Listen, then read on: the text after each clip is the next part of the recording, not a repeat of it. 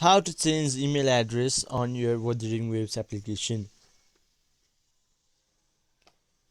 So hello viewers and welcome back to our YouTube channel, and in today's video I will be teaching you guys how to change email on your Wuthering Waves application. So without delaying any further, let's get started. So first of all, open the application and then log out from your previous account. After that, simply click on login on the top right corner.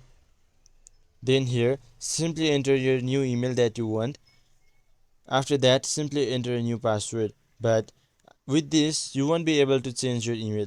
So simply click on the register now option just below the password option.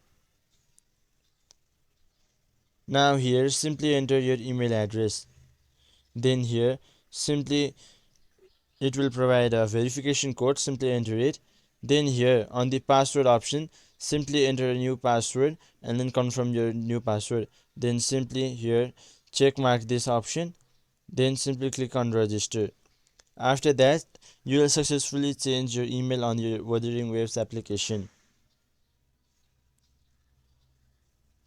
So in this very simple step, you could change email on your Wuthering Wave application. So hope this video was helpful for you. Until the next video, bye bye and take care.